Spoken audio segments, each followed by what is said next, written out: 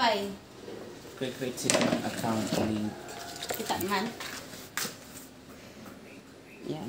Pati lang maala. Anong ate shirt ba? Naalata shirt pa. I-video? Na-i-video? Tatay pa yan. So, nag-order ako ng shave. Ano to? Basta shave ng buhok. I-try natin siya.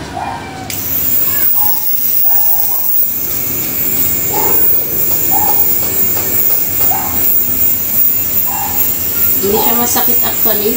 Na-try ko yan sa pili ko. Ay, kaya pala may naamoy ako. Gamit. Kaya sabihin mo ito guys. Hindi mo. Diba?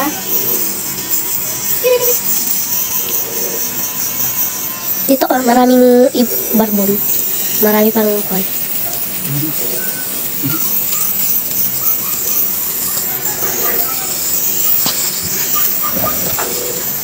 Hindi naman siya umiitik eh. So, hindi mo na kailangan dito ng tubig, sabon. Kasi yung iba, diba, sinasabunan. Ganyan yun. Madim ipatigas.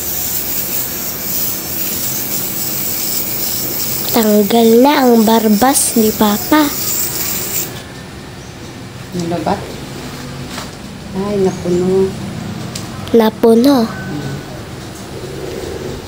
Okay, pwede mo nang i-off. So, ito yung outcome niya.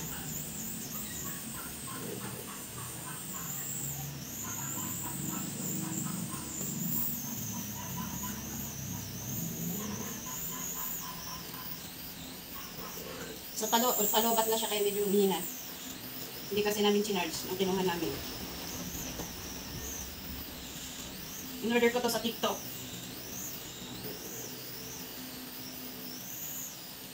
Makinis na. As in, makinis na siya. Talagang mini shaver siya kasi kailangan bantayan na mapuno yung sa loob niya.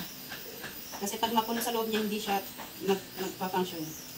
Eh, bantayan lang siya. Hawakan mo. Hawakan mo. Soft? Soft.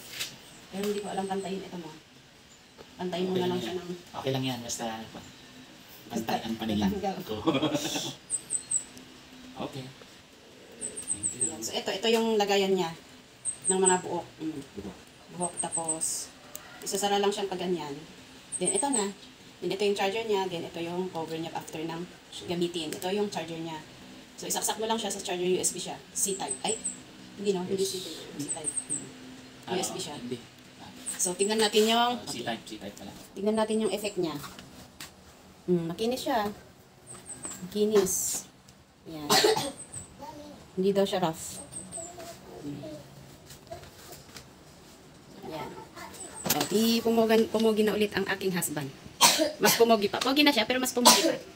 Ayan. So good. Pati yung balbas niya dito sa may ilong. Ang tanggal talaga. Ayun sa ilong ko. Kuminis na. Ayan, nagbe-beautiful eyes na siya. Nagpapakyut.